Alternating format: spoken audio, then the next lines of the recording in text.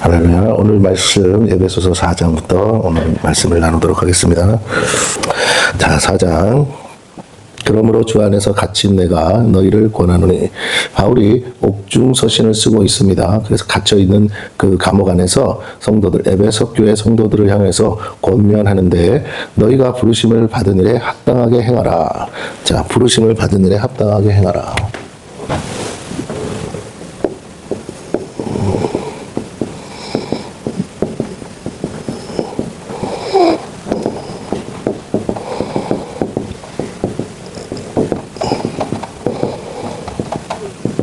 자, 이 말을 정확히 알아들어야 됩니다.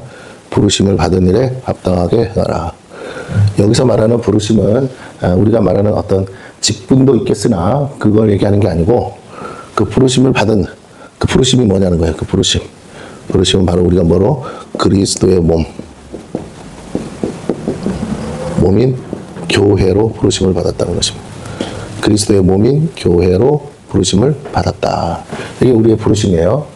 그런데 그 부르심, 교회로 부르심 받은 일에, 그 받은 그 일에 합당하게 행하라 라는 거죠. 그러면 각자의 뭐가 있습니까? 첫째는 역할이 있겠죠. 또 거기에 맞는 직분도 있겠고, 그리고 그 일에 합당하게 행해야 돼요. 합당하지 않으면 교회가 세워질 수 없으니까 합당하게 행하라는 것은 교회를 세우는 일에 합당하게, 그 일에 맞게 행하라. 그래서 그 교회를 세우기 위해서 주신 것이 뭐냐면 은사거든요. 그래서 은사대로 우리가 섬기고 봉사하고요. 또 각자의 믿음이 있죠. 믿음의 분량대로 일을 하는 겁니다. 믿음의 분량대로 일을 해야 돼요. 그리고 우리가 어떻게 일을 해야 됩니까? 교회 안에서 합당하게 행하기 위해서는 질서를 따라 일해야겠죠. 질서대로. 역할이 있고 직분이 있고 은사가 있는데 어떻게? 믿음대로, 믿음에 맞게 질서를 따라서 움직여야 돼요. 교회 조직이 있으니까. 그래서 가장 조직이 필요한 이유 중에 하나는 예수님이 머리가 되시는데, 그 예수님이 일을 하시기 위해서 각각의 영역에 하나님의 역할, 그 예수님의 뜻대로 행할 사람들을, 리더들을 세운다는 거죠. 그래서 오늘 본문에도 나오겠지만 오중직임이라는 게 있어요. 그리스도의 몸을 세우기 위해서 오중직임. 네, 오중직임. 그래서 목사, 그 다음에 뭐라고요?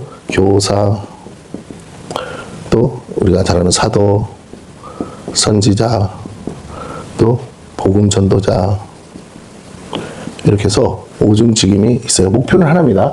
뭘 하느냐가 중요한 게 아니라 목표는 뭐라고요? 그리스도의 몸된 교회를 세우는 거죠. 교회를 세우는 역할이에요. 역할. 네. 역할. 직분은 그거잖아요. 집사, 장로, 이런 게 직분이고, 요거는 역할의 기능. 그러니까 한 사람이 한 가지 역할만 하냐? 그렇진 않죠. 그런데 성령께서 이제 어떤 특화된 역할들을 주신다는 거예요. 그래서 목양을 위해서 성도들을 돌아보는 일이죠. 바나바 목사님을 생각하면 제일 좋아요. 교사 역할을 누가 제일 했어요? 바울이 그 일을 했죠. 말씀을 가리키고. 예. 그 다음에 사도와 선지자. 그들이 두 사람이, 바나바와 바울이 나중에 뭘로? 사도와 선지자로 세움받아서 뭘 했습니까? 이 두 사람의 특징은 뭐예요? 교회 개척. 교회 개척을 위한 뭘 합니까? 선교 활동. 선교사로서의 부르심을 받죠. 그래서 교회가 없는 곳에 가서 복음 전하고, 그래서 여기서 사도와 선지자는 반드시 무엇이 함께 따라갑니까? 능력 전도. 이게 따라가는 거예요. 복음 전도자는 있을 수도 있고 없을 수도 있어요. 대표적인 사람이 누구를 말합니까? 빌립이죠. 능력이 나타날 수도 있고 안 나타날 수도 있어요. 근데 그 상황에 따른 거지, 능력이 있냐 없냐가 중요한 게 아니고, 성령께서 상황에 맞춰서, 아픈 사람 없는 데 가서 고친다, 나는 치유의 연사가 있습니다 하면서 치유 집회를 한들 누가 오겠어요? 아무도 안 오지. 네, 그러니까 상황에 맞춰서 가는데, 복음 전도자는 교회를 세우는 사람이 아니고, 그러니까 교회를 세우는데 교회를 개척하는 사람일 수도 있겠으나 그게 주된 건 아니고, 이미 세워진 교회 안에서의 역할을 감당하는 사람들을 말하죠. 그래서 이 사람들이 각각 한 명씩 교회에 있어서 자기 역할을 하냐, 그게 아니고, 자, 그러니까 목사라는 직분을 우리가 지금 생각하는 목사라고 생각하지 말고, 오중직임이 있는데 함께 연합으로 팀 사역을 하는 거거든요. 이 오중직임은 팀 사역을 하는 거예요. 그러면 이 팀 사역은 우리가 요즘 말하는 셀교회라든지 소그룹 이런 게 됐을 때 소그룹에서의 역할이 있을 거 아니에요. 그죠? 그 안에서 구성원들의 목양에 대해서, 성도들의 경조사라든지 이런 걸 주로 살피면서 목양적인 역할을 하는 사람이 있을 것이고, 또 말씀을 잘 준비해서 가르치는, 말씀을 가리키는 리더가 있을 수도 있겠잖아요. 보통 이제 셀 모임을 하면 전체를 이끌어가는 그러니까 목사처럼 요즘은 목자라고 그러잖아요. 목자. 그래서 이 목자는 뭘 하냐? 전체 관리를 해요. 관리, 목양, 관리. 그래서 일종의 약간 행정 일을 하기도 합니다. 그래서 뭐 하냐? 양떼들의 현재 뭐 출결 상황, 그죠? 출결 상황. 그리고 이제 경조사. 그리고 이제 신방 가야 될 대상이 있으면 신방 이런 거 등등등 뭐 그냥 관리를 해요. 또 더 나아가서 세신자 관리, 예. 또 전도해야 될 전도 대상자까지 이제 함께. 그래서 이 사람이 이제 모임을 어떻게 해요? 모임의 리더죠. 모임의 리더, 모임의 리더로서 모임을 진행하는 사람이다라는 거예요. 그러면 거기서 이제 순서를 맡은 사람 중에 교사, 성경을 잘 가르칠 수 있는 사람이 있지 않겠어요? 그 교사가 또 이제 모일 때마다 하나님의 말씀을 나누는 거죠. 쉐어링 하면서. 예, 이번에 제가, 장례식장에 갔다가 만났던 그 목사님, 말씀하시기를 미국에서 지금 유행하는 것 중에 하나가 커피 브레이크예요. 커피 브레이크. 이게 뭐냐? 일종의 소그룹 모임인데, 우리가 말하는 구역 모임과는 좀 다르고, 이거는 이제 신청하는 사람들이 한해서 하는데, 이 말씀을 나누는 말씀을 나눔. 일종의 말씀 나눔방이라고 할 수가 있어요. 옛날에 언더리교회도 비슷한 게 있었어요. 뭐였지? 언더리교회도 우리 구역 모임 말고 또 따로 무슨 이게 있었어요. 그래서 막 모임을 활성화했던 게 있었는데, 이 말씀 나눔방이라고 할 수 있어요. 그래서 뭐 하느냐? 구성원들, 모인 사람들끼리 하나님의 말씀을 보고 그 리더가 이제 말씀에 관해서 설명하는 게 아니라 질문지가 있어요. 지금 질문을 던지고 거기에 대한 나름의 각자의 주관의 생각들, 그리고 또 적용할 때 그거 일종의 큐티 같은데 혼자 하는 게 아니죠. 큐티를 여럿이 같이 하는 거죠. 근데 적용할 때도 이제 이때는 성경 전체에 대한 질문이에요. 그래서 보통 이제 우리가 말하는 소그룹 교제 안에 있는 질문들 같은데 약간의 질문이 정답을 정해놓고 하는 질문이 아니라 각 사람이 그 부분에 대해서 어떻게 느끼는지에 대한 질문이고, 또 하나는 뭐냐면 이제 적용을 할 때 어떻게 적용할 것인가에 대한 질문들, 이건 이제 각자가 만드는 거죠. 그래서 여기에 대해서 이제 각자 또 자기의 주관들 질문을 만들지만 나도 대답하지만 상대방도 그 질문에 대해서 이제 쉐어링 하는 거죠. 그렇게 해서 성도들이 이 말씀을 나누는 이 과정에서 전문적인 지식은 없어요. 그러나 어쨌든 그 본문의 말씀을 가지고 묵상하고 나누고 적용하면서 삶을 쉐어링하는 거죠. 그러다 보면 이제 자기들의 있는 고민도 나오고 기도거리도 나오고 등등등 이런 시간들이 굉장히 지금 미국의 어느 교회가 이걸 해가지고 아주 그냥 센세이션이 났대요. 그래서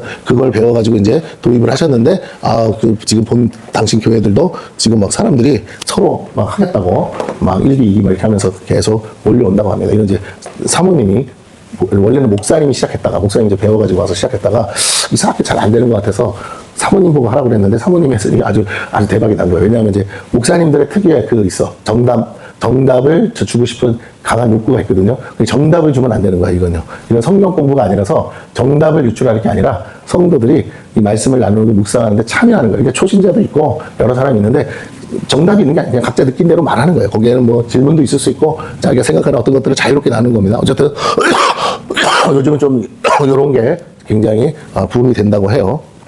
자, 그 외에 이제 성경 또 아카데미 뭐 여러 가지 또 다 프로그램이 있죠. 그 들어가서 보니까 홈페이지에 보니까 여러 가지 고급 과정, 뭐 중급 과정, 초급 과정 성경 프로그램들이 다 있더라고요. 그리고 이제 가외로 커피 브레이크라는 모임이 하나 이제 프로그램이 운영되는데 성도들한테 굉장히 이제 주일 말고 평일에 모여서 이렇게 모임을 하는 겁니다.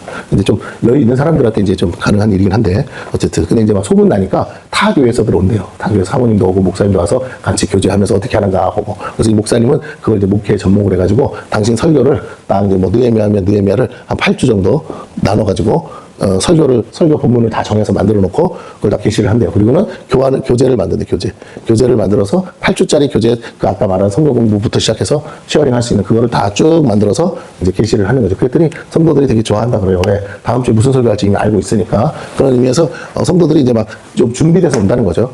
약간 우리 분위기랑은 좀 다르죠. 거기는 이제 아무래도 미국이고, 이렇게 일하러 가고 공부하러 간 사람들이 주로 좀 많이 있다 보니까 이런 것들이 오히려 그분들한테는 굉장히 좀 더 적극적으로 참여할 수 있는 좋은 프로그램이었던 것 같아요. 어쨌든 소그룹을 하는 과정 속에서 각자의 역할이 있어요. 또 사도나 선지자적인 역할을 소그룹에서 보자면 전도 활동을 하는데 새로운 소그룹, 세신자가 함께 소그룹 개척이라고 할 수 있겠죠.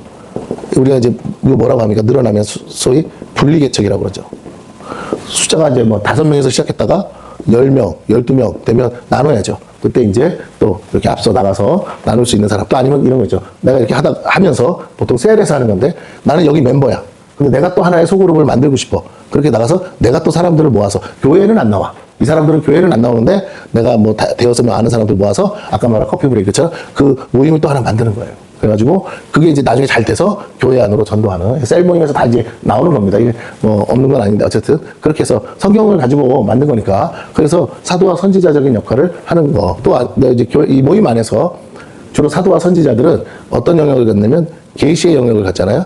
그래서 이제 성도들과 상담도 하고 이야기도 하고 하는 중에 주님의 음성, 주님의 뜻을 알고 싶잖아요, 다들. 그걸 이제 좀 나누는 거, 이런 것들이 필요하죠. 또 복음 전도자는 뭐예요? 새로운 새신자를 찾기 위해서, 전도 대상자를 찾기 위해서 부지런히 전도 활동을 하는데 이제 책임을 가지고 역할을 나누는 거예요. 전도를 잘한다 이게 아니라 그 부분에 마음이 있는 사람이 그걸 준비해서 같이. 소그룹 모임만으로 끝나면 안 돼요. 이게 보통 우리가 이제 그냥 소그룹은 목적이 성경 공부라든지 기도 제목을 나누는 중보 모임이다. 이 정도가 이제 목표예요.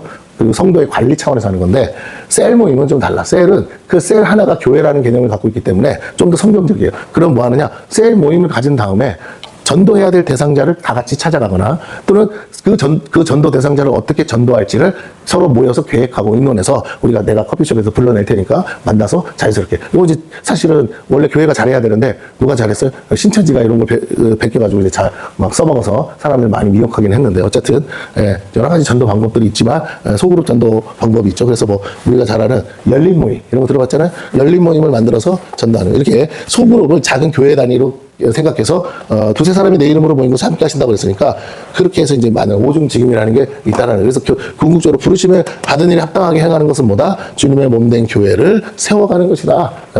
거기에 합당한 역할을 하거나 그 직분에 합당하게 행동하거나 그 은사 자기에게 주신 은사대로 하거나 또 자기의 믿음의 분량에 맞아야 돼. 믿음의 분량도 안 되는데 큰 일을 맡아서 하면 안 되죠. 그 다음에 교회 안에 있는 질서를 따라서 우리가 해야 됩니다. 그래서 다시 이제 돌아가서 보면 2절에 이렇게 교회가 모여서 공동체가 모여서 하려니까 서로 의견 충돌도 있고 서로가 마음이 안 맞을 수도 있겠죠. 왜? 다 완전하지 않으니까. 그래서 뭐로 하라고 하냐면 첫째 겸손이라고 했어. 겸손. 그 다음에 두 번째가 뭐예요? 온유함. 이게 중요합니다. 겸손과 온유. 주님이 뭐라고 그랬죠? 너희는 내게서 겸손과 온유를 배우라. 네. 우리가 주님한테서 배울 게 뭐라고요? 겸손과 온유다. 주님이 직접 말씀하신 거예요. 다른 거 얘기 안 했어요. 너희가 배워야 될 것은 겸손과 온유다. 겸손은 뭐예요? 나를 낮추는 거죠. 이게 뭐야? 일종의 자기 부인이에요. 하나님 앞에서나 성도들 같은 교회 공동체 사람들 앞에서 남을 낮게 여기고 나를 낮추는 겸손하게. 그러려면 어떻게 해야 돼? 겸손하게. 그래서 상대방이 내가 겸손하다고 느끼려면 어떻게 해야 돼요? 하나님 앞에서나 사람들 앞에서 뭐야 돼? 경청해야 된다. 말하기보다 듣는 일에 앞서야 된다. 온유함. 이게 중요합니다. 온유함. 온유한 건 화내지 않는 거죠. 혈기 부리지 않는 거죠. 혈기는 하나님의 의를 이룰 수가 없으니까. 근데 가장 성경적 온유함은 뭡니까? 성품상 부드러운 마음, 부드러운 성격일 수도 있어요. 그거 틀린 건 아닌데, 이건 좀 더 말하자면, 하나님의 뜻대로예요. 하나님의 뜻대로. 하나님의 뜻대로. 그러니까 하나님의 뜻대로 하려니까 뭐 어떻게 해야 되느냐? 내 뜻을 죽여야 돼요. 내 뜻을 죽여야 돼. 그러니까 하나님의 뜻대로 하려니까 내 뜻을 죽여야 된다. 그 다른 말로 하면 자기 주장을 하지 않는다. 주장 다 있어요. 그런데 중요한 건 일단 주장하는 것도 중요하지만 일단 들어주고 또 의견 조율하는데 이 중요한 겸손과 온유를 왜 주님이 강조하시느냐. 이 겸손과 온유가 있어야만 뭐가 이루어지냐면 하나됨이 이루어질 수 있기 때문에 그렇습니다. 하나됨. 그래서 그다음 뭐라고요? 오래 참음. 우리가 다른 성령의 열매에서도 나오고 어쨌든 겸손과 온유 그리고 오래 참음으로 오래 참음 가운데 뭐라고요? 사랑으로 사랑 가운데서 서로 뭐하라? 용납하라. 이거 중요합니다. 이게 한마디로 용서를 말하는 건데 그냥 말로만 너 용서해 그게 아니고 이거는 용납은 액션이에요. 공동체 안으로 같이 들어와서 한 형제, 한 가족으로서의 관계를 가지라는 거죠. 그러니까 서로 분열하거나 분쟁하거나 다투거나 시기하거나 질투하거나 싸우거나 그래가지고 어떻게 찢어지지 말라는 거죠. 찢어지지 말고 목적은 이거예요. 하나됨. 그래서 공동체가 하나 되기 위해서 어떻게 오래 참아야죠. 연약한 지체들 있잖아요. 이제 막 들어온 새 신자가 뭘 알겠어요. 사랑으로 어떻게 서로 좀 이치에 안 맞거나 경우에 안 맞는 행동과 말들이 있을 수 있지만 연약하고 어린아이 같아서 그런 거잖아요. 아직 때가 아직 무르지 않아서 그런 거니까 성장하고 성숙할 때까지 뭐래요? 참아야죠. 용서. 계속 용서하면서 어떻게 용납하라. 사실 용서가 더 쉬워. 용납이 더 어려워. 왜? 얼굴과 얼굴을 맞대어서 봐야 되니까. 자, 그렇습니다. 이렇게 하라고 합니다. 그리고 어떻게 해요? 평안에 매는 줄로. 자, 평안에 매는 줄. 주님이 뭐라고 그랬죠? 각각 집에 들어갈 때마다 무엇을 빌라? 너희 서로 평안을 빌라. 그 합당하면 뭐라고요? 평안이 그 집에 머무를 것이요. 그렇지 않으면 그 평안이 도리어 너희한테 온다. 그러니까 너희는 서로 평안을 빌라. 이게 뭐냐면 평안이 뭐냐면 샬롬이에요. 샬롬. 그래서 유대인들은 인사가 샬롬이죠. 예, 서로 평안을 빌라. 근데 그 평안에 매는 줄. 내가 평안을 빌려면, 잡으세요. 내가 상대방에게 샬롬을 하려면 내가 뭘 해야 된다? 아까 사랑으로 용납해야 된다. 예, 그렇게 하기 위해서 어떻게 해요? 내가 샬롬하기 위해서 겸손해야 되고, 샬롬하기 위해서 내가 온유한 마음을 이 겸손과 온유는 우리 안에서 나올 수 있는 게 아니에요. 하나님으로부터 오는 거지. 그럼 내가 겸손과 온유라는 성품을 가지려면 어떻게 해야 되느냐? 내가 그리스도를 닮아가야 돼. 그리스도를 닮아가기 위해서 어떻게 그리스도와 자꾸 만남, 교제, 영적인 대면, 접촉이 있어야 돼. 우리가 옛날에 학교에서 배웠던 큰바위 얼굴이라는 거 있잖아요. 그 주인공이 큰바위 얼굴을 계속 쳐다보니까 결국 그렇게 자꾸 찾던 큰바위 얼굴이 누구다? 본인 자신이었다 그러잖아요. 예, 자꾸 바라봐야 돼. 예수님을 바라보고 부부도 오래 같이 지내면 부부가 어떻게 된다고요? 닮아간다고 그러잖아요. 비슷해진다고 그러잖아요. 예, 우리가 주님을 자꾸 쳐다봐서 내 안에서 안 나와요. 겸손과 온유가 어떻게 나와? 우리는 부패하고 타락한 본성을 가졌기 때문에 안 돼. 주님처럼 하려면 주님이 내 안에 들어오셔야 되고, 더 나아가서 내가 나를 죽이고 자기 부인하고 그다음에 예수님이 나타나려는데 어떻게 해야 돼요? 성령을 따라. 우리가 배운 대로 성령의 말하게 하심을 따라, 성령의 인도하심을 따라, 성령, 영이 이끄시는 대로 우리가 할 수 있어야 돼. 내 감정, 내 의지, 내 생각 다 누구에게 맡기고 성령께 맡겨서 성령이 하자는 대로 해야 된다. 이게 쉽지 않아요. 이거 의도적으로 해야 돼. 매 순간, 매번. 성령님, 내가 어떻게 말했으면 좋겠습니까? 성령님, 내가 이때 어떻게 할까요? 성령님, 이렇게 계속 성령님과 교제를 해야 돼. 우리가 잘 아는 베니민 목사님 쓴 안녕하세요 성령님 그 책에 있는 것처럼 우리가 성령님과 매일 하루를 인격적으로 성령님과 함께 시작해서 성령님과 마치게 그분이 살아계셔서 나와 함께 나 안에 계신다고 그랬잖아요. 근데 정말 중요한 건 그 성령 하나님과 내가 얼마나 친밀한 교제를 진짜 아빠와 아이가 서로 같이 있어서 교제하듯이 그렇게 할 수 있냐. 하나님은 아빠, 아버지잖아요. 그러니까 계속 하나님 아버지한테 계속 내가 대화를 해야죠. 이게 기도랑은 좀 다른 거예요. 기도는 목적을 가지고 하는 거예요. 짧은 시간 안에. 근데 이 성령과의 교제는 24시간이에요. 매 순간 어느 곳에서든지 내 마음에 계신 성령님과 교통하고 채널을 열어서 대화를 해야 돼요. 그때마다 또 사람을 만날 때마다 어떤 일을 할 때마다 주님께 지혜를 구하고 도움을 구하고 그 주님의 뜻을 구하고 주님의 마음을 달라고 해야 돼요. 저 사람을 만나는데 내 마음은 저 사람에 대해서 미움이 가득해. 근데 성령님께 묻는 성령님 제가 어떻게 했으면 좋겠습니까? 네가 어떻게 용납하고 품어라. 그러면 내가 내 마음을 죽이고 깨트리고 품어야죠. 내 마음을 주장하는 한은 하나님의 뜻대로 할 수가 없겠죠. 자, 그러면 하나님이 나를 쓰실 수가 없어요. 자, 그래서 여기서 목표가 뭡니까? 평안에 매는 줄로, 이게 일종의 비유예요. 평안을 줄에다가 비유했어요. 그래서 어떻게? 그것을 매라. 그 평안이라는 것으로 매서 어떻게 하냐? 모두 공동체 안에 있는 모든 성도들이 하나가 되게 하라. 성령이 하나 되게 하신 것을 힘써 지키라. 그랬어요. 우리가 할 일은 이제 그 하나됨을 위해서 어디 있어? 하나됨. 이것을 지키는 거예요. 지키고. 아담이 에덴 동산을 뭐 해야 돼요? 지켜야 하는 것처럼. 왜? 사단이 와서 사단이 하는 게 하나됨을 깨트리는 게 이게 마귀의 일이에요. 공동체 안에 이 하나됨을 깨트리는 거. 무엇으로 하나 된 거? 성령으로 하나 된 거. 우리가 성령으로 임침받았으니까 성령이 아니고서는 하나님을 아버지라 부를 수 없어요. 그러니까 여기에 성령 받은 사람이 있고 안 받은 사람이 있어. 안 받은 사람이 말하는 하나님과 성령 받은 사람이 말하는 하나님은 다른 거예요. 왜? 여기는 그냥 하나님일 뿐이야. 근데 여기 성령 받은 사람이 하나님 뭐예요? 나의 아버지거든요. 그럼 우리가 다 같이 성령 받았다면 뭐라고요? 하나님은 나의 아버지죠. 그러니까 한 아버지를 모시고 사는 하나님의 가족이란 말이에요. 이 하나님 뭐예요? 하나님의 가족. 이 가족을 깨트리면 안 되잖아요.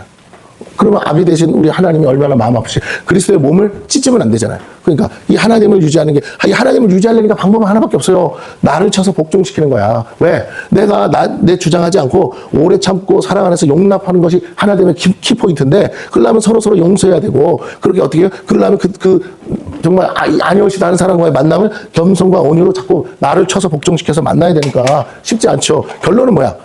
내가 나를 쳐서 복종시키고 나를 죽이는 일을, 내일 십자가에 나를 못 박는 일을 해야 된다는 거예요. 예, 육신의 나, 영적인 내가 아니고 육신의 나, 그걸 하는 거죠. 그래서 보세요. 4절에 뭐라고 그럽니까? 이유가 왜 그렇게 해야 된다? 몸이 하나요. 성령도 한 분이시니. 그러면 자, 그리스도의 몸이 하나야. 교회가 이렇게 있어. 근데 이 몸이 하나야. 그러면 그 안에 있는 구성원들 한 사람 한 사람이 뭐라고요? 하나인 거죠. 한 몸인 거지. 그러면 잘 보세요. 한 몸은 그 몸을 위해서 존재하는 거예요. 우리가 성도들이 교회 안에 모여서 자꾸 착각하는 게 뭐냐면, 교회가 자기를 위해서 막 뭔가를 저기 하는데 그게 아니고, 우리가 교회를 위해서 교회라는 구성원 전체를 지키는 일에 크든 작든 다 같이 마음. 근데 이제 막 새신자가 되고 연약한 지체들은 그런 개념이 없죠. 자, 보세요. 가정을 하나 예를 들게 아버지가 있고, 엄마가 있어. 자, 그러면 아이들이 있어요. 자녀들이. 아들도 있고, 아들, 딸, 또 아들 이렇게 있다고 쳐봐요. 그런데 여기는 한 15살, 여기는 한 10살. 근데 이제 막 돌진한 애가 하나 있어. 자, 아빠, 엄마의 입장에서는 뭐야? 다 같이 잘 지내는 거예요. 이 형제들이 연합하여 동거하며 어찌가 그리 아름다운가 서로 잘 지냈으면 좋겠어. 이 아들이 동생을 잘 돌아봤으면 좋겠고, 딸도 마치 엄마를 대신해서 잘 이렇게 동생을 잘 업어서 하고 달래고 얼른 가서 잘 키웠으면 좋겠어요. 엄마가 힘드니까. 그런데 얘네들이 각자 자기 생각만 하면 이 동생을 제대로 키울 수, 엄마가 얘를 전담해야 되는데, 잘 보세요. 엄마가 얘를 딱 전담하는 순간 어느 가정이나 똑같아. 얘와 얘는 엄마로부터 뭐라고요? 소외될 수밖에 없어요. 왜? 이 아이가 필요가 더 많으니까. 하나에서 10가지 얘는 다 해줘야 되거든. 그러니까 얘네들은 엄마랑 만나서 진지한 얘기 그전에는 가능했어도 이제 그게 안 되는 거죠. 자꾸 뭐라 그럴까요? 알아서 해. 니네들끼리 해. 가서 알아서 놀아. 그러면 여기 안에 뭐가 쌓여? 분노가 쌓이고, 막 섭섭함이 쌓이고, 그걸 어디다 표출해? 동생한테 표출해. 그러니까 어떻게 돼요? 관계가 다 깨지는 거죠.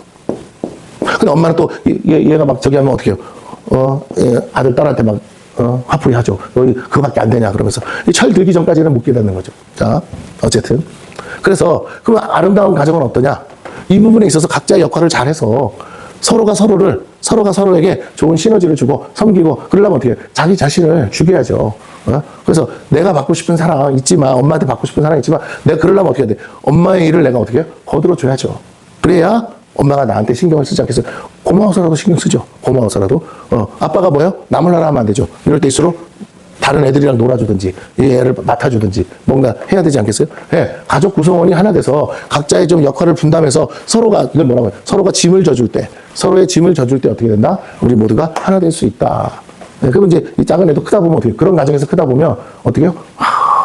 이 서로가 서로를 위하는 마음이 가족애가 점점점 무르익는 거죠. 우리가 대표적으로 지금 잘 아는 남결이 같은 애, 그 가족 막 애들이 12명씩 되잖아요. 예. 근데도 어떻게 해요? 그 남결이가 첫 딸인데 동생들 다 업어 키우고 다 한대잖아. 예. 지금도 막 챙겨주고. 그러니까 서로 엄마 아빠가 바빠서, 엄마 아빠는 나가서 돈 벌어오기도 바쁘니까 식당 일하고. 그러면 이제 첫 딸이 뭐라고요? 자기가 받은 사랑을 또 내리사랑처럼 형제들한테 베풀면서 그걸 어린애처럼, 나는 안 돼. 나는 싫어. 이렇게 이기적인 마음 갖는 게 아니라 동생들을 내 동생, 내 가족이라고 생각하고 다 엄마의 역할을 대신해 주니까 동생들이 아주 잘 자라고 지금도 아주 가족이 위에 있는 모습을 볼 수가 있잖아요. 그런 것처럼 이게 모두가 그냥 사랑받기만을 원한다. 그럼 어떻게 그 가족 구성원이 온전할 수 있겠어요? 다 뿔뿔이 흩어지거나 찢어질 수밖에 없겠죠. 오늘 그 얘기를 하는 거예요. 그러면서 몸도 하나고 성령도 하나인데 한 분이신 성령께서 각 사람 마음에 역사하실 때 자기만 알아달라고, 자기만 저기 해달라고 하시겠느냐 이 말이에요. 성령님이 각 사람에게 감동 감화하실 때 모두가 서로 섬기고 위하는 그런 마음을 나누지 않겠느냐. 이와 같이 너희가 부르심의 한 소망 안에서 부르심을 받아들이라. 자, 보세요. 부르심의 한 소망이 뭐라고요? 그리스도의 몸된 교회라고 그랬잖아요. 교회. 부르심의 한 소망. 우리가 얘기했죠? 가장 마지막에 뭐라고? 새 예루살렘. 이것이 어떻게 해요? 그리스도의 몸으로서 완성되기를 원하신다. 그 소망을 위해서 어떻게 지금 열심히 우리가 그 몸을 세우는 일에 우리가 주님과 함께 동역해야 되는 것이죠. 자, 그러면서 너희가 바로 그 일을 위해 부르심 받은 거야.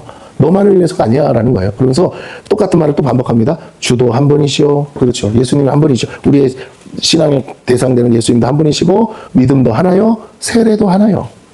하나님도 한 분이시니 곧 만유의 아버지시라. 예, 만유에 만유를 통일하시고 만유 가운데 계시도다. 자, 그럼 우리가 이 생각해. 하나님, 자, 우리가 성삼위 하나님이라고 하잖아요. 하나님, 예수님, 성령님, 다 하나요. 이분들이 그냥 삼위일체지만 한 분 하나님이에요.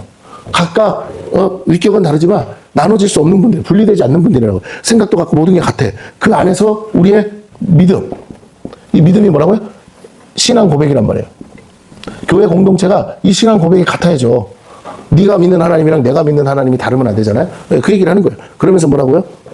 그 신앙의 고백으로 내가 구원받은 자라는 고백이 뭡니까? 세례죠, 세례. 교회 공동체 앞에서 세례 받은 거예요. 예.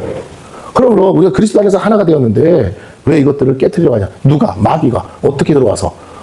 잘 됐어요. 이걸 깨트리는 방법은 서로 막 싸우게 하는 거잖아요. 분열하고 다투게. 그러려면 어떻게 해야 돼? 주장을 가져야 돼. 자기 주장. 이게 중요한 자기 주장. 자기 주장을 가지면 반드시 뭐가 등장하냐? 잘 되세요? 내가 옳으니까 자기 의가 등장해. 근데 이걸 갖게, 자기 의를 갖고 자기 주장을 갖게 하려면 어떻게 해야 되느냐? 다른 사람과 다른 의견이 있어야겠죠. 예. 이거 뭐 자기 생각이 옳은 거니까. 어쨌든 다른 의견이 있어야 돼. 그게 뭐야? 다른 복음. 자기는 이게 진리라고 믿는 거야. 근데 그 다른 복음을 가지고 보니까 이게 틀린 거야. 남이 다 틀린 거야. 그러니까 어떻게 해요? 주장. 그러니까 마귀는 어떤 식으로 일한다? 성도들 안에 들어와서 다른 복음의 씨를 뿌리는 거예요. 가라지를 심는 거야. 그래가지고 어떻게 자꾸 분열과 분쟁과 다툼을 일으키게 하는 거죠. 왜? 그 다른 방법으로 안 되죠. 왜? 그러니까 자, 이게 중요합니다. 그러면서 7절을 봅니다. 우리 각 사람에게 그리스도의 선물의 분량대로 우리는 중요한 거예요. 분량이 있어요. 각 사람의 분량. 근데 자기 분량을 넘어가는 순간 우리가 소위 말하는 월권한다고 그러죠. 선을 넘는 거죠. 생각하지 말아야 될 것까지 생각하는 거. 그렇게 넘어가 버리면 어떻게 돼요? 교회가 무너져요. 아니 그러니까 목사가 목회를 잘하고 있는데 성도들이 쫙 와서 목사가 해야 할 일을 자꾸 감나라 배나라 어쩌라 저쩌라 하면 그때부터 이제 교회가 산으로 가게 되는 거죠. 나도 신학했어요. 나도 성경 안다고요. 내가 헬라어 히브리어를 얼마나 잘하는. 그건 다른 문제예요. 그건 다른 문제야. 그래서 뭐 목사님 설교 이상하다 어쩌다. 물론 이상한 거 이상하다고 하는 건 잘못은 아닙니다. 분별하고 판단 받아야 될 건 받아야겠죠. 이상한 이단 사설을 가지고 와서 설교하면 안 되잖아요. 하지만 목표는 교회를 온전히 하나 되게 하는 것뿐만 아니라 온전히 세우기 위한 것인데 그게 목사를 막 내치려고 하는 의도로 그렇게 하는 거라면 그거는 잘못된 것이다라는 거예요. 근데 한국 교회가 문제가 뭐냐면 그런 식으로 정의를 세웠다는 거예요. 계속 사람을 내치고 자기 주장을 하고 근데 또 그걸 듣고 귀담아 듣고 겸손히 받아들여야 되는데 잘못된 사람들은 못 받아들이죠. 왜? 이미 꼬인 사람, 이미 잘못된 길을 가는 사람들이니까 자기만 옳다고 하니까 그래서 안 될 수 있다. 그러면 이게 단순히 교회 안에서만 문제 아니 주님의 교회는 우주적 교회예요. 유니버설 처치야. 그러니까 무슨 말이냐? 우리 교회만 교회가 아니고 각각에 있는 교회들이 다 주님 안에서 한 교회란 말, 한 몸이에요. 그러면 우리 교회만 옳다고 주장하면 안 돼. 모두가 그리스도 안에서 다 진리 안에서 하나 돼야 되는데 각각의 의견 차이가 있을 수 있냐고. 있죠. 왜? 진리가 아니어서가 아니라 강조하는 것이 달라서 그래요. 왜 교단들이 여러 가지로 나눠지느냐? 각 교단의 그 교단을 처음 만든 사람들이 교회 안에서 보니까 교회에 문제들이 있죠, 당연히. 그 교회에 자꾸 이상한 사람들이 들어와서 교회를 분란을 일으키고 마귀의 종들이 있단 말이에요. 근데 보니까 왜 이런 문제가 생겼을까 보니까 어떤 교단은 이건 성결의 문제다. 성결하지 않아서 그래. 그래서 성결을 강조하는 사람이 있어. 어떤 경우는 중생을 강조하는 사람이 있어요. 중생. 침례교 같은 뭐 중생 막 이런 거 강조하는 데가 있고, 또 어떤 하나님의 주권, 장로교 같은데 주권을 강조하는 데가 있고, 감리교 같은 경우 뭐예요? 전도, 영혼 구원. 전도에 관심. 각자 강조점이 다른 거예요. 어떤 교회는 세례를 중요시해요. 어떤 세례? 침례. 다른 말로 침례. 침례 받지만 않으면 안 된다. 침례를 이제 성경에 침례라고 되어 있는데 왜 세례를 주냐 그러면서 장로교와 이렇게 척을 지고 침례를 강조하는 사람들이 있겠죠. 또 뭐 여러 가지가 있어요. 하여튼 그 중에도 이제 교회 안에서 악기를 쓰자 마냐. 무악기파, 악기파 이렇게 가지고 악기 안 된다. 피아노도 안 된다. 오직 사람의 목소리로만 하는 게 찬양 드려야 된다. 역사 가운데 지금은 많이 사라졌지만 지금도 존재는 합니다. 이런 파들이 존재해요. 이런 서로가 성경을 봤을 때 강조점이 다른 거야. 그 차이를 극복할 수 있는 거잖아요. 근데 자꾸만 예수 그리스도를 부정한다든지 구원의 도가 잘못 가르쳐진다든지 이런 거는 타협하면 안 되지만 이렇게 좀 각자 생각하는 게 달라서 강조하는 게 전도에 미친 사람은 전도가 중요하겠죠. 그렇게 강조하는 점이 달라서 좀 너무 한쪽으로 치우쳐서 나오는 그런 것들 거기에 우리가 너무 극단적으로 막 반응한 것들이 많이 있었다는 것을 교회사를 통해서 좀 알 수가 있어요. 그렇게까지 갈 필요가 없다라는 거예요. 자, 그래서 다시 다양성은 소중한 겁니다. 그러나 다양성이 다른 것이 돼버리면 안 돼요. 그러면 이단이 될 수 있으니까. 자, 그래서 각자 분량대로 생각하면 됩니다. 은혜를 주셨나니 그러므로 이르기를 그가 위로 올라가실 때 사로잡혔던 자들을 사로잡으시고 사람들에게 선물을 주셨다 하였도다. 올라가셨다 하였은즉 땅 아래 낮은 곳으로 내리셨던 것이 아니면 무엇이냐. 이게 이제 그리스도의 승기, 그리스도의 이제 비천 해가지고 이렇게 나오는 신학적 교리인데, 자, 이제 예수님이 승천하셨잖아요. 예수님이 승천하시려면 어떻게 해요? 땅으로 내려오셔야 되죠. 예수님의 초림, 강림이 있었다. 예수님은, 이게 뭐냐면 영지주의 사상 때문에 이러는 거예요. 예수님은 가연설, 그래서 예수님은 영으로 오신 거지 실제 육체로 오신 게 아니다. 근데 그 얘기에 대해서 뭐라고? 올라가셨다면 내리셨던 게 아니냐. 그럼 내리셨다는 건 뭐예요? 실제로 땅에 존재하셨다는 거 아니냐. 무엇으로? 인간의 몸으로 오셨다는 그 말이다. 이거 이제 얘기하는 겁니다. 신앙의 고백이 잘못되면 안 된다. 이걸 얘기하는 거예요. 교회는 올바른 신앙 고백 위에 세워져야 한다라는 것입니다. 10절. 내리셨던 그가 곧 모든 하늘 위에 오르신 자니 이런 만물을 충만하게 하려 하십니다. 이 충만하게 하려는 뭐냐면, 자 보세요. 예수님이 올라가셔서 승천하시면서 가시기 전에 뭐라고 약속하셨어요? 내가 약속하신 대로 너에게 받아서, 아버지께 뭘 받아서? 성령을 받아서 너희에게 주리라 하셨단 말이에요. 그러므로 우리 만물을 무엇으로? 성령으로 우리가 하나 되게 하고 통일되게 하고 성령으로 우리가 충만함을 받게 하는 것이 누가 하실 일이었다? 예수님이 하시는 일이었다라는 겁니다. 근데 이 충만이 어떻게 표현되느냐가 중요한 거예요. 충만. 그냥 단순히 충만이 막 뭐가 가득 찬다 이 말이 아니고, 이 충만 안에 뭐가 있냐면 다양성이 있다는 거예요. 다양성. 목표는 하나야. 목적도 하나야. 근데 각각의 몸의 지체가 팔다리가 다르게 있는 것처럼 역할이 다르잖아요. 각양각색의 역할이 다른, 그냥 이걸 강조하는 이제 교회, 신학적 주류가 뭐냐면 모자이크라는 거예요. 모자이크.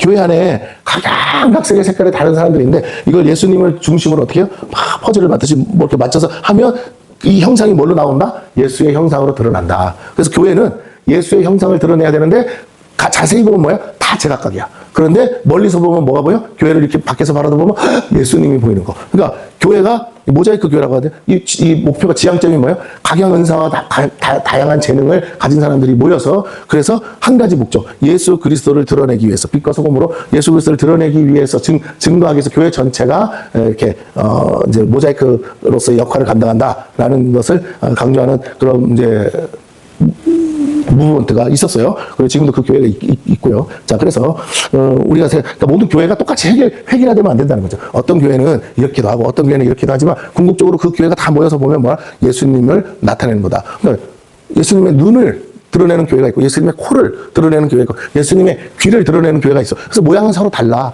예배 드리는 모습도 다르고 구성원들도 좀 다르고. 그런데 그 하나만 보면 다르다, 우리랑 다른데? 라고 했는데, 나중에 이렇게 멀리서 전체를 보니까, 전체 교회의 모양을 다 마치 우리가 퍼즐 맞듯이 다 맞춰보니까 뭐가 드러나더라? 예수님이. 그러면 하나님은 지금 어떻게 일하신다? 이 모자이크 교회처럼 온 세상 모든 만민들의 교회가 다 달라요. 아프리카 교회랑 우리랑 예배 드리는 모양도 다릅니다. 그런데 그런 교회들을 다 모아서 뭐라고요? 예수의 형상을 만드는데, 지금 왜? 머리가 예수고 우리는 몸이니까 그 전체의 모습은 결국 뭐예요? 예수여야 되는 거죠. 그 예수를 만드는 일을 하나님은 지금 하고 계신다. 자, 그 얘기를 하는 겁니다. 그래서 그 교회 안에 어떤 사람은 사도로, 어떤 사람은 선지자로, 어떤 사람은 복음 전하는 자로, 어떤 사람은 목사와 교사로, 사람들이 이걸 계급적 서열이라고 생각하는 사람들이 있어요. 사도가 먼저고 선지자가 그 다음이고, 그 다음 복음 전도하는 자, 목사, 교사 이렇게 얘기할 수 있어요. 물론 기능적 역할의 순서로는 그렇게 시작하는 것이 맞아요. 그러나 계급적으로 사도가 높고 선지자는 그 다음이고, 그 다음이 복음 전도자고, 그 다음 목사고 교사, 이렇게 계급으로 나눠진 게 아니라는 걸 우리가 알아야 됩니다. 이거는 협동사역, 팀사역, 협력하기 위한 역할을 나눠서 하는 거지, 누가 더 높고 누가 더 낮고가 아니에요. 그리스도의 몸 안에서 여러분 보세요. 이 손이 이 손보다 더 높은 건 아니잖아요. 이 손이 몸을 위할 때만 가치가 있는 거예요. 그러나 이 손이 몸을 위하지 않으면 있으라만 한 거예요. 똑같이 뭐 사도냐, 선지자냐, 뭐 복음 전도자냐, 목사냐, 교사냐, 이게 중요한 게 아니라 그 역할을 감당하는 사람이 교회를, 그리스도의 몸된 교회를 온전하게 섬기는 일에 하면 가치가 있는 것이고, 그렇지 않으면 가치가 없는 거죠. 그래서 12절에 이렇게 말하죠. 이는 뭐라고요? 성도를 온전하게 하여. 일곱 배. 오중칙 입을 준 목적이 뭐다? 성도를 온전하게 하는 거. 성도를 온전하게 한다는 게 결국은 뭐라고요? 교회를 세우는 역할을 하는 거죠. 성도들이 그 구성원이니까. 그래서 성도들이 각자의 역할, 각자의 직임을 깨닫고 거기에 각자 파트가 있을 거 아니에요. 거기에 이제 준비돼. 처음엔 양육돼, 돌보고 양육돼서 이제 막 태어났으니까 그 다음에 어떻게 해요? 교육하고 훈련하고 자라게 해서 그 다음에 어떻게 해요? 그 어떤 역할을 맡겨서 그 사명을 감당하게 하는 거죠. 어떻게? 서로 봉사의 일을 하게 하는 거예요. 여기 나오잖아요. 이는 성도를 온전하게, 처음에 양육하고 돌보고 교육하고 훈련해서 뭐 하게 한다? 봉사의 일을 하게 한다. 다른 말로, 자 보세요. 우리 몸 안에 심장이 있어요. 심장은 자기 자신을 위해서 일하는 게 아니죠. 열심히 펌퍼질해서 피가 온몸에 돌도록 하는 거 아니에요? 온몸에 에너지가 가고, 온몸에 산소가 가고, 온몸에 영양분이 가도 열심히 쉬지도 않고 24시간을 펌프질을 하고 있어요. 예. 그렇게, 누군가는 그렇게 섬겨야 된다는 거예요. 누군가는 그렇게 일을 해야 된다는 거예요. 그래야 교회가 계속해서 사람들이 들어와도 어떻게 해요? 교회가 세워질 수 있다는 거죠. 그렇게 해서 어떻게? 그리스도의 몸을 세우려 하심이라. 그리스도의, 잘 보세요. 그리스도의 몸. 그리스도의 몸을 세우는 그 일, 그게 뭐라고요? 온전히 하나 되는 거예요. 똑같아지는 게 아니에요. 모두가 똑같아지는 게 아니라 각자 그 몸의 역할들이 있는데 그 역할을 감당하는 자기 포지션에 가서 각자의 믿음의 분량대로 겉으로 드러난 사람이 있고 속에 보이진 않지만 속에서 일하는 사람들이 있다. 교회 안에 사람들에게 이목과 주목을 받는 이 강단에 올라와서 막 화려하게 하는 성가대라든지 찬양팀이라든지 설교자라든지 이렇게 보이게 일하는 사람이 있는 반면에 뒤에서 주방에서 일하고 주차장에서 일하고 등등등 보이지 않게 일하는 사람들이 다 있어야 되는 거예요. 그래서 그렇게 해서 온전히 모두가 각자의 역할을 감당해서 하나가 되는 거예요. 하나 되면 목적은 그리스도를 만드는, 머리 대신 예수님과 팔다리, 팔다리 다 이렇게 있고 다리 이렇게 이 각각 모양은 다 틀리잖아. 그러나 이게 다 있어야 뭐라고 온전한 그리스도가 되는 것처럼 우리가 자꾸만 뭐 똑같아져야 되면 똑같기를 바라는 그 자체가 그게 하나님의 뜻이 아니다라는 거예요. 네 믿음 내 믿음 달라야 돼요. 예. 왜 그러냐면 모두가 다 교회로 모였는데 은혜 받고 모두 다 선교사 나간다 그러면 이 교회는 어떻게 운영이 돼? 아니야. 그래서 하나님이 각자 성령을 따라서요. 어떤 사람은 가기 싫어도 선교사 가게끔 감동 감화해서 역사하시고 어떤 사람은 집사 만드시고 어떤 사람은 권사 만드시고 다 그 분량이 있습니다. 그래서 밑에 보시면 13절에 우리가 다 하나님의 아들을 뭐라고요? 믿는 것과 이게 뭐예요? 하나님이 모든 것을 합력하여 선을 이루신다. 하나님의 아들을 믿어. 예수님이 자기 몸을 만드시는데 어련히 알아서 잘 만드시지 않겠어요? 그 예수님을 믿어요. 그리고 그분을 아는 일에 그분이 어떤 분인지를 알아야 돼요. 첫째는 그분의 성품을 알아야 돼요. 예수님에 대해서 우리가 먼저 알아야 되는 것은 예수님의 성품을 알아야 돼요. 그래야 주님과 일을 같이 할 수 있어요. 저분이 겸손하고 온유한 분이셨지. 그래야 그분과 스텝을 맞출 수가 있어. 예수님의 성품을 모르면 어떤 리더가 있어. 근데 그 사람이 다혈질이야. 성질이 급해. 그럼 그 사람이 무슨 말할 때 어떻게 해줘야 돼요? 하던 일 멈추고라도 바로 해줘야 돼. 왜? 승질이 들어와서 금방 또 다 됐냐고 물어보거든. 왜? 각사 다 틀려요. 그러니까 우리가 예수님이 어떤 분인지를 알아가는 데 있어서 그분의 성품을 알면 그분이 일을 하는데 오래 참으시면서까지 끝까지 기다리시는 성격이 있네. 그러면 우리가 생각하는 것처럼 다 이렇게 칼로 물 베듯이 탁탁탁탁 그렇게 되는 게 아니구나. 그래서 아는 일이 하나가 되어서 어떻게 내가 일을 하지만 누가 하는 것처럼 예수님이 하시는 것처럼 해야 그게 온전한 거 아니겠어요? 그래서 온전한 사람을 이루라는 말은 그 말이에요. 내가 하지만 내가 하는 게 아니고 누가 하는 것처럼 예수님이 하시는 것처럼 온전한 사람이 그리스도의 어떤 분량? 장성한 분량이 충만한 데까지. 이 장성한 분량이 뭡니까?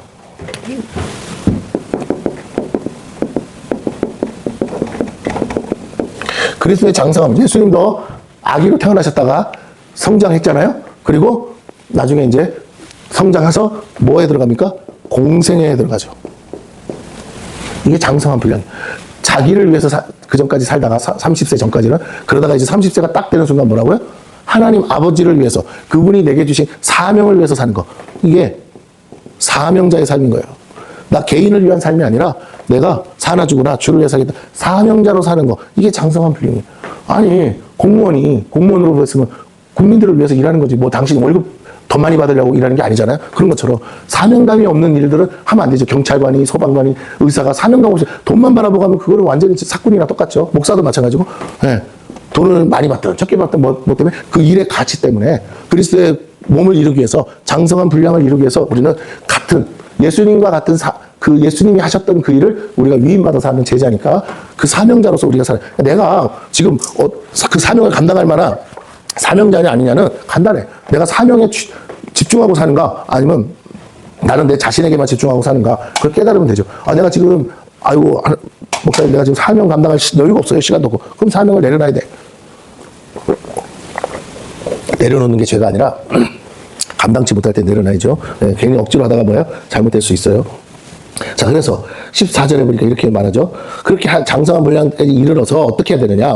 왜 그렇게까지 자라가야 되느냐? 이 말은 뭐냐면 이는 우리가 이제부터 어린 나이가 되지 아니하여. 우리 다 교회 안에서 어린 나이들이 너무 많아요.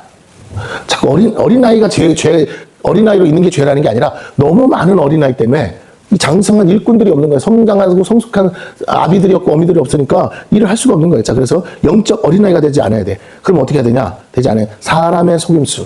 중요합니다. 사람의 속임수. 사람의 속임수가 어떻게 되는 거예요? 귀가 얇어. 여기서 하면 저기서 이렇게 딱 저 좌로나 우로나 치우치는 사람.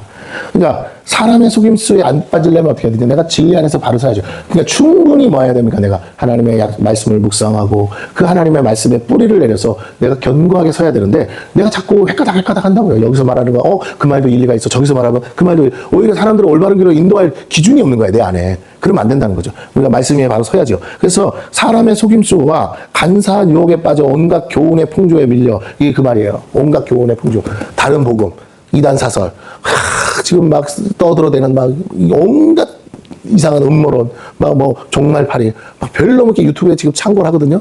또 이란 전쟁 가지고 뭐 어쩌고 저쩌고. 하여튼 잊을만 하면 또 나오고, 잊을만 하면 또 나오고, 잊을만 하면 또 나와서 뭐야? 뭐 프리메이슨이 어쩌고, 일루미나티가 어쩌고, 뭐가 어쩌고, 뭐 다 목사들이 다 저 목사도 프리메이슨이고, 이 목사도 프리메이슨, 저 사람도 프리메이슨이고, 그 사람 눈으로 보면 다 프리메이슨이야. 어떤 사람 이렇게 손을 이렇게 하면 이게 프리메이슨의 기호래요. 내가 좀 손이 시려서 이렇게 넣었을 수도 있잖아. 어떻게 생각하세요? 누가 사진 찍어서 올렸어. 우리 선민이, 간사님이 찍어서 올렸어. 하필이면 내가 이러고 있을 때 찍었어. 그럼 나 뭐가 되는 거야? 프리메이슨 되는 거야. 그냥 내가 이렇게 옷을 좀 여미느라고 이렇게 했는데 그게 프리메이슨 되는 거예요. 그러니까, 물론 진짜 그런 사람도 있겠죠. 그런데 문제는 너무 그렇게 한쪽에 색안경만을 끼고 보면 세상을 해석할 수가 없어요. 그들의 말하면 코에 걸면 코골이고 귀에 걸면, 그러니까 전혀 상관없는데도 그렇게 보기 시작하면 세상이 다 그렇게 보여. 여러분, 파란색 선글라스를 끼면 온통 세상이 파랗게 보이고 빨간색 선글라스를 끼면 온통 세상이 빨갛게 보인다니까요. 근데 자꾸 우리가 색안경을 끼고 보니까 총천연색으로 만들어진 이 아름다운 세상을 한쪽 색깔로만 보는 거야. 그러니까 이상해지는 거예요. 우리는 그렇게 돼서 안 돼요. 우리 눈에서 비늘을 벗기듯이 우리 안에 있는 이 색깔을 낀 안경을 벗겨야 돼요. 뭐 우판이 좌판이 하는 모든 안경들을 다 벗어버려야 돼. 우리가 껴야 될 안경은 뭐냐면 하나님이 보는 것처럼, 예수님이 보시는 것처럼, 성령님이 보시는 것처럼 성령님이 보라는 대로 보는 거예요. 그러면 돼. 그런데 자꾸 우리가 가지고 있는 안경을 끼고 그 안경으로 세상을 판단하고 보려니까 온갖 교훈의 풍조에 밀려서 시대마다 있거든요. 시대마다 따라오는 거기에 막 요동하는 거예요. 요동하는 거. 교회 안에서도 막 어떤 강사들이 막 유명한 강사 와가지고 막 갑자기 또 주님 고도신다. 그 증거들로 이거 봐라. 이렇게 해서 막 세상에 막 바다가 흉흉하고 재난이 있고 재앙이 있고 기후가 막 이렇고 전쟁이 난무하고 막 그렇게 따지면 벌써 지구 종말은 12번 더 왔어야 돼요. 근데 아직도 안 오는 거 보면 그들이 틀린 게 맞는 거예요. 그러므로 그렇게 할 필요가 없다. 어린아이들의 초점이 뭐야? 친구 말 듣고 따라다니는 거야. 친구 따라 강남 가듯이. 왜냐하면 그 안에 뭐가 있어요? 욕심이 있어. 그 욕심을 따라 들려오는 소리에 우리는 빨리 반응하는, 마귀들이 내 안에 있는 욕심을 따라 낚거든요. 이렇게. 프리메이슨 그런 게 무슨 욕심이에요? 욕심이야. 그 안에 있어봐. 그걸 따라서 던지면요, 그 음모론 같은 이상한 소리에 어떤 목사들은 UFO를 믿는다니까요. 참 기가 막히고 코가 틀 일이야. 네. 여러분, 최근에 교회 안에 유행하는 신학적 조류 중에 하나가 뭐냐면 이거 있어요.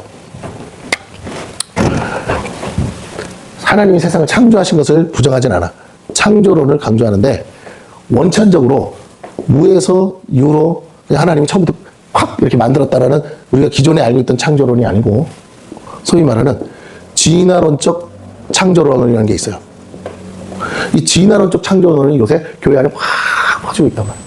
그래서 이 지구가, 우주가 탄생한 것도 뭐 100몇십억, 몇억 년이라 그러잖아. 그 과학자들이 말하는 사실들을 다 사실로 받아들이고, 왜? 과학자들이 연구한 거니까. 받아들여서 거기에 맞춰서 하나님도 세상을, 그러니까 6일 창조도 우리가 말하는 날짜로 6일이 아니라 이게 어쩌면 어마어마한 시간이었을 것이다. 근데 그냥 신학적 의미로 6일로 하나님이 그 의미 부여로 끊으신 거다. 물론 그렇게 해석할 수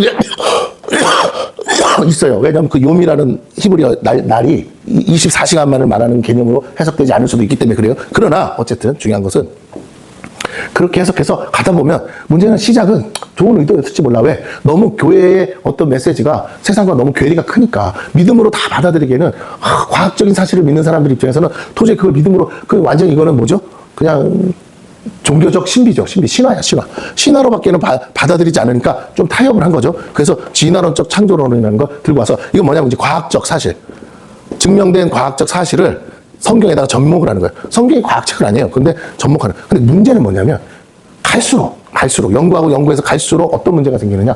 이 소위 말하는 과학자들의 의견이 계속 바뀌고 있다는 거예요. 요새 우주가 언제, 옛날에는 뭐 135억 년 전에 빅뱅이 있어가지고 태어났다 막 이렇게 했는데 요즘은 연구 결과가 뭐냐면 빅뱅 이론을 믿을 수 없다가 된 거예요. 빅뱅 이론은 없다가 나오고 있어요, 지금. 그러니까 진화론적 접근을 했는데 과학자들이 연구를 우주에다가 망원경 올려가지고 연구해보니까, 아니, 135억 년이 아니야. 그보다 더 멀리 있는 은하가 막 관찰이 되는 거예요. 그러니까 어떻게, 이거 우리가 내놓은 이론, 빅뱅이라는 건 사실이 아니고 이론이거든. 그 이론에 맞춰서 이제 가설을 세워놓고 막 연구를 해서 그걸 증명하려고 하는 거거든요. 그런데 아직도 증명 안 된 이 빅뱅 이론이 자꾸 이제 부정되는 거예요. 왜? 과학적 데이터 사실에 비춰보니까 빅뱅이 존재하지 않는 걸로 자꾸 나가는 거죠. 그러니까 사람들이, 과학자들은 오히려 의구심을 갖는데 교회 안에 있는 목회자들, 신학자들이 그걸 타협하는 과정에서 이상하죠. 결국 나중에 어떻게 되느냐. 이게 우리가 갖고 있는 신앙과 여러 가지를 다 부정하게 되고, 주님이 오신다는 거 있잖아요. 예? 재림하는 거. 그거를 우리가 이제 주님이 다시 오신다 이게 아니라 그냥 안 오신다가 되는 거야, 안 오신다가. 왜? 그냥 시간 계속 무한정으로 가는 거니까. 자, 이렇게 의미를 그렇게 갖다 붙이다 보면 나중에는 우리가 알고 있던 신앙관이 다 깨져버릴 수밖에 없어요. 예. 그러니까 자꾸 과학적 사실로 모든 것을 해석하려고 하니까 하나님도 과학적으로 해결하려고 그러고 예수님도 과학적으로 해결하려고 하다 보니까 의미가 다 사실을 어떤 영적 의미로만 재해석하는 거예요. 그게 일종의 영지주의거든. 그렇게 가면 안 된다는 거예요. 우리는 사실은 그냥 사실. 예수님이 동정녀의 몸에서 나셨다 그러면 믿으면 돼요. 그 사실이니까. 그래서 자꾸 그건 있을 수 없는 일이니까 어떻게? 거기다 그냥 이상하게 의미를 부여하니까 실제로는 동정녀로 나신 게 아닌데 그 동정녀에게서 났다는 의미가 뭘까? 죄가 없으시다는 거다. 뭐 이렇게 의미를 갖다 붙이면 말은 되는데 그러면 우리의 신앙관이 다 깨져. 어딘가에서 벽이 올 수밖에 없어요. 자, 그렇게 하지 말라는 거예요. 그래서 15절, 16절 읽고 마칠게요는 오직 사랑 안에서 참된 것을 하여. 이게 중요합니다. 첫째는 교회가 하나 되기 위해서 우리가 뭐야 돼? 성도끼리 그리스도께서 사랑하신 것처럼 우리가 서로 사랑하는 것이 그 사랑이 확실한 증거예요. 우리가 사랑하지 않으면 우리가 아무리 진리를 가졌어도 이 교회는 마귀의 소굴이지 하나님의 몸된 교회가 될 수 없습니다. 그래서 우리가 사랑하고 서로 용납하고, 그죠? 그래서 오래 참고 그렇게 하는 거죠. 오직 사랑 안에서 뭐 해야 된다? 참된 것을 하래요. 참된 거. 그래서 범사에 그에게까지 잘할지라. 그에게까지 잘하라는 말은 뭡니까? 예, 예수님처럼 행동할 수 있어야 된다 이 말이에요. 예수님이 하신 것처럼 해야 되지 않겠느냐. 교회가, 이거 지금 개인을 얘기하는 게 아니라 교회를 얘기해요. 교회 전체가, 공동체 전체가 그리스도에게까지 자라가야 된다. 너희를 통해서 뭐가 보여야 돼? 그리스도가 보여야 된다는 거예요. 예수님이 지금 이 땅에 오셔서 진짜 계시다면 어떻게 하셨을까? 그 예수님이 하실 만한 그 일을 교회가 해야 되지 않겠느냐라는 겁니다. 교회가 때로는 손해도 보고, 교회가 때로는 핍박도 받지만 그럼에도 불구하고 원수까지 사랑하라는 그 사랑을 실천해야 한다는 거죠. 때로는 정말 도와줄 수 없을 것 같은 사람들을 도와야 되는 거죠. 만약에 우리나라 같으면, 우리나라 일본 사람들 싫어하잖아요. 그렇죠? 그런데 일본 사람들이 쓰나미로 어려움 당하면 원수니까 도와주지 말자. 그게 아니잖아요. 교회가 먼저 앞장서가지고 어떻게 해요? 도와줘야죠. 예, 그리스도의 사랑으로 하는 거예요. 인간적인 마음이 먼저 우선될 수가 없다는 거죠. 그래서 한국 교회가 일본 교회 가서 저번에 후쿠시마 그것도 그렇고 가서 도와주는 거잖아요. 예. 그리스도 안에서 우리는 한 형제고 한 가족이니까 거기에 자꾸 소위 말하는 민족적 갈등이 거기에 자꾸 들어가면 안 된다는 거죠. 그런 것들을 자꾸 내세워서는 안 된다는 거예요. 갈등을 조장하고 자꾸 분열하게 하고 갈라지게 해서는 안 된다. 그리스도의 사랑은요, 오히려 원수되었던 나라끼리도 그리스도 사랑 안에서 하나가 되는 역사가 일어나야 될 줄로 믿습니다. 그게 그리스도의 사랑이고 그게 온전한 거거든요. 그래서 그는 머리니 곧 그리스도라. 그래서 교회의 머리가 예수님이라고 다시 한번 강조합니다. 그래서 너희가 정말 교회라면 예수님이 너희를 손과 발로 사용하실 때 예수님 같은 역사가 일어나야 되고 예수님이 하셨다라고밖에 느낄 수 없는 그런 것들이 있어야 되지 않겠냐? 그리스도의 향기가 나와야 되고 냄새가 나와야 되는데 왜 너희들 안에서는 인간적인 것이 나오고 참 마귀적이고 귀신적인 것들이 자꾸 나오냐? 에베소를 향해서 이제 다시 한번 강조하고 있는 겁니다. 그러면서 16절 읽고 봅니다. 뭐라고 하죠? 그에게서 온 몸이 각 마디를 통하여 도움을 받음으로 연결되고 결합되어 각 지체의 분량대로 역사하여 그 몸을 자라게 하며 사랑 안에서 스스로 세우느니라 그랬어요.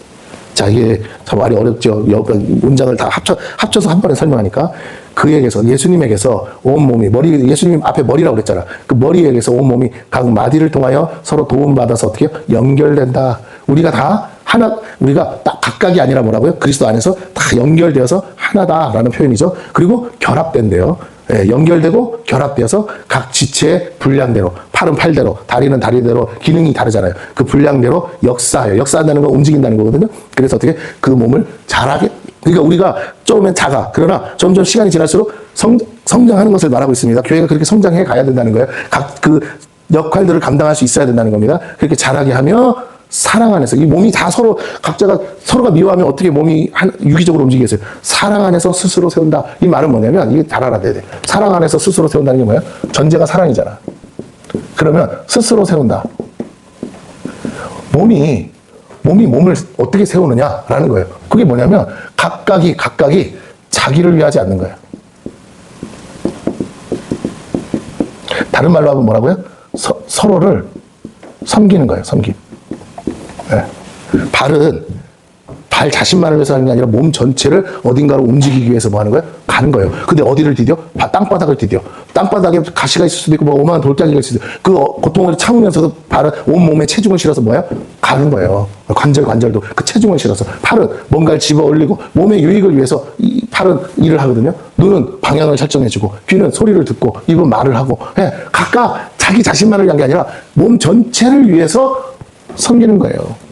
근데 눈이 갑자기 나 보기 싫어. 눈 닫아버리면 장님이죠. 아무것도 할 수가 없는 거죠. 이런 상황이 되면 안 된다는 거예요. 우리가 내가 귀찮다고 안 해버리고 내가 하기 싫다고 안 해버리고 그렇게 해서 자꾸 자기 자신 이기적인 마음으로 자기를 앞세우면 어떤 문제가 생겨요? 교회가 스스로 세워지지가 않는다. 그럼 스스로 세우기 위해서는 어떻게 해야 된다?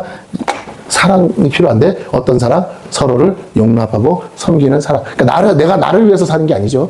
다른 사람을 위해서 존재하는 것이에요. 그걸 깨닫는다면 뭐라고요? 그게 사명이라고 그랬어요. 그게 공생에 들어가신 예수님의 삶이고, 그렇다면 우리는 오늘 여기 내가 있는 것은 내가 예수 믿자마자 천국 갈 수도 있는데 오늘 내가 여기 존재하는 것은 하나님이 나 데려가기 싫어서가 아니라 그리스도의 몸을 이루고 교회를 세우기 위함인데 거기에 아직 참여하지 않은 잃어버린 영혼들이 있고 이제 참여했지만 아직 어린 나이 같아서 제대로 자기 구실을 못하는 그들을 돌보고 섬기고 그래서 그리스도의 온전한 몸을 만들기 위한 과정 가운데 내게 그 사명을 주셨기 때문에 부르심에 합당한 삶을 살게 하시려고 그래서 주님의 몸된 교회가 장성한 분량이 일어나서 온전히 그리스도까지 자라가서 그래서 온전한 그리스도의 모양을 만들게 하시려고 나에게 수고하고 섬기라고 일꾼 삼아 주셨는데 내가 그걸 팽개치고 직무유기한다면 어찌 하나님이 날 보고 칭찬하시겠냐. 내가 비록 작은 능력밖에 없어도 그 작은 능력 가지고도 충성할 때 하나님 네가 착하도다 충성된 종아 네가 작은 능력으로도 네가 수고했다 하면서 하나님이 기뻐하시지 않겠느냐라는 것이에요. 오늘 에베소 이 내용은 교회를 말하고 있습니다. 개인도 포함되지만 교회 전체를 향한 메시지라는 것을 꼭 깨닫고